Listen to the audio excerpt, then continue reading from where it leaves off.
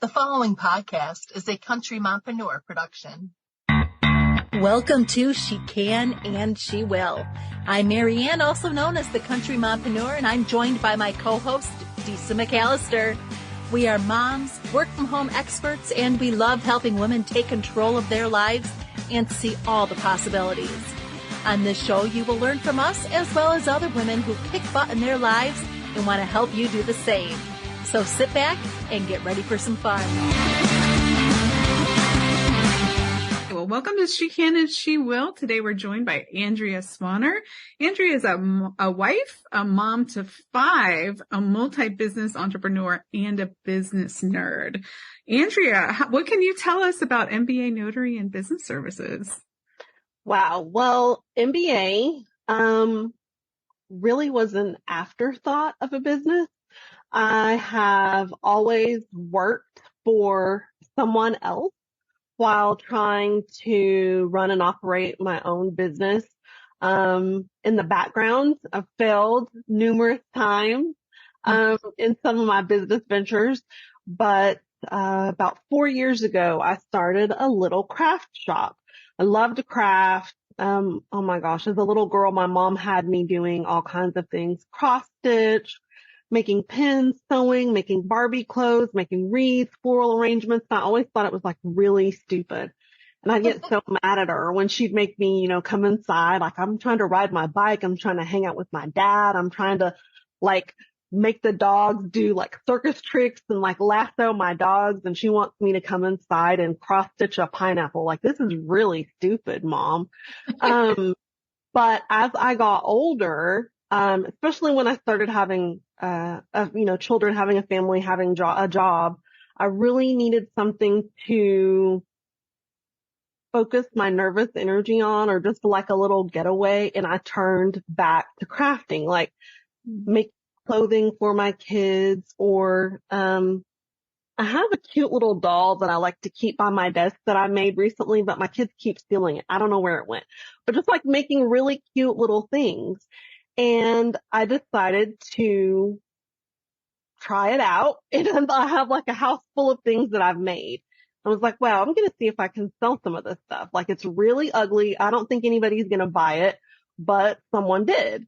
It's wow, I'm going to post something else and see if someone buys it. And someone did, and they kept buying things. So it turned into a business, and then it turned into a bigger business. And then it got to the point where I was working all day for someone else and all night for myself. And I decided to really take a huge leap on faith and work for myself. And MBA Notary and Business was really just my side gig to help me out while the craft business season was going slow. And it turned into something that I never would have guessed. In the beginning, I was working 50-hour weeks, just MBA, and I loved it. I love crafting, but I'm a business nerd, and I really loved being able to help people's dreams come alive in their businesses. So MBA has become my main focus. I really, really love working with passionate entrepreneurs. And yeah, MBA is my main gig now. Yes. So what were some of the steps you had to take in order to make it, besides just saying, heck with this full-time job and I want to do this? What were some of the things that you had to do to get up and rolling? Because I know a lot of people want to make that leap. And but it's scary. It's very scary. It is. It's going to sound really silly, but it's something that, thank God I have my husband. But I really had to put all of my faith in myself. And yeah, it is scary, but I have it in me, and I really had to see that for myself. And I don't know why it took me so long to realize that. I've been on the entrepreneurial journey for 21 years, and I just never really put faith in myself or really trusted myself. And that's the first thing that I had to do. I really had to sit with myself and say, why do you want to do this? Are you really going to be about this? And go for it, and put all of the the doubts and, oh, this is scary. And for a long time, I was still like looking at job postings in the background, like, as my safety net. And as long as I had a safety net, I really wasn't 100% in. And at some point I decided like, I have to put this aside because as long as I think that I can go to something else, I'm not going to give it my all. That's the first thing I had to do is give it my all, completely devote myself to my business. That is scary. So I'm curious, how do you as a person and how do you advise other people to identify passion? So passion, purpose, profit. You have to put aside what you're supposed to do. Like I take the S off, like for a long time. And I didn't recognize it, but people that are close to me would say, wow, are you sure this is what you want to do? Because when you talk about your business, like you're really dry and you're going to have to convince me that you don't hate what you're doing because there's no excitement. There's not any glow in your eye when you talk about your business. I had to really put aside what I thought I was supposed to do in my business and go for those things that gave me butterflies and like made me, and I'm getting chills now, like those things that made me excited about my business. And that's what I really encourage people to do when I work with them. And, a lot of the clients that I've had don't really leverage their strengths. I don't know if they think that they can't include their strengths in their business or they're unaware of their strengths. But I really encourage people to include their strengths in their business because that's what's that's your business sweet spot when you include those affinities, those natural affinities that you have in your business. And that's what attracts people to you and makes you so attractive to others when you include those things that you're so amazing at in your business.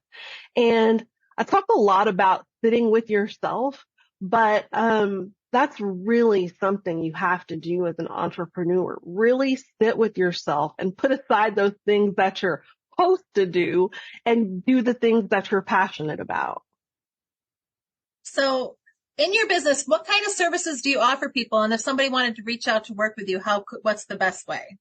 So in the beginning, I started as a virtual assistant and realized that I hated it. So that was one of those things that I thought I was supposed to do. So what I really do, I'm definitely a relationship builder. I really love to dive into someone's business. I really love to, establish a relationship with my clients so that we can really start, lifting up the rugs and looking in the corners and really seeing what their business is about and what they want it to be about and really include their passions within their business. I really like to talk to people and get to know people and find out what their wildest business dreams are because those things aren't pipe dreams. Like you can really make those things happen in your business, but you have to make those things come to fruition. You have to talk about it and figure out a way to incorporate those things into your business. And that's what I do. I am like an idea generator, a problem solver. That's what I love to do. I love to hear about what people's wildest business dreams are and then start with baby steps, helping them incorporate those things into their business. And I'm very much a LinkedIn junkie. Like I spend all of my free time on LinkedIn and you can always find me on LinkedIn. Always, always, always, always. It is such a good platform. I know it is it is a huge part of every day with me. Yes.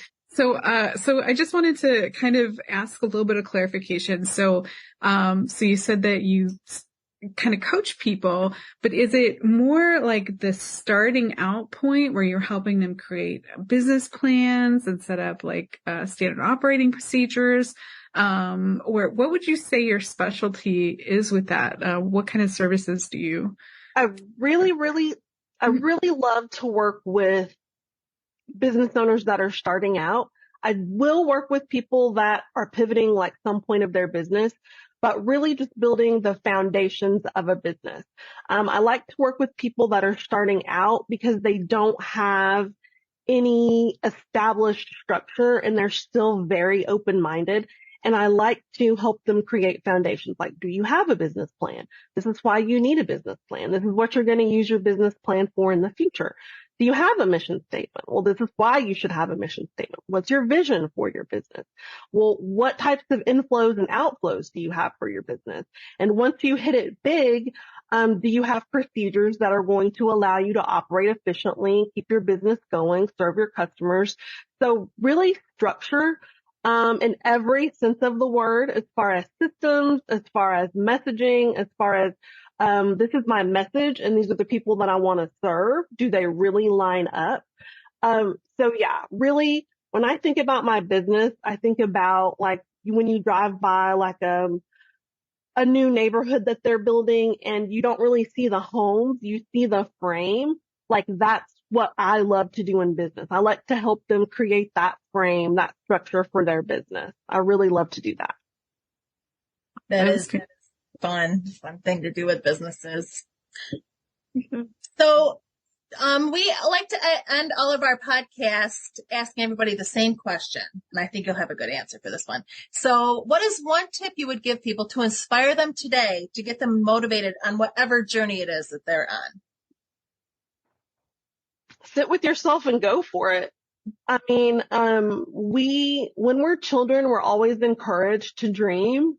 And then for some reason, once we matriculate into adulthood, we think that dreams have to be put aside. And that's not true. I mean, what type of example are we providing for our children if we tell them it's okay to dream and we're not dreaming and we're not chasing those dreams? So I encourage people to continue to dream, but not just dream. Start putting steps into place so that you can grab those dreams, lasso those dreams, and make them your day-to-day reality. Love it. Andrea, you talked earlier on about helping people get excited because when they're a little bit dry in the beginning, and you just have amazing energy. I'm so glad that we got to talk to you today. Thank you. Thank you. It's taken me a while to get past what I thought I was supposed to do and be the person that I thought I was supposed to be. That formula that they give you. Once you turn into an adult, I followed it very rigorously, very strictly for a long time and realized that I was a miserable person and I was actually very miserable to be around. I decided to throw that person in the trash and become who I wanted to be. So thank you. I really, really appreciate you saying that. Yeah. Thank you so much for joining us today, Andrea. It's been a pleasure. Thank you, Mary. Thank you, Disa. It's been fun. Thank you for listening. She Can and She Will is a Country Mompreneur production. Audio mix by Marianne. Research by Disa McAllister. To learn more about this and other Country Mompreneur productions, visit thecountrymompreneur.com.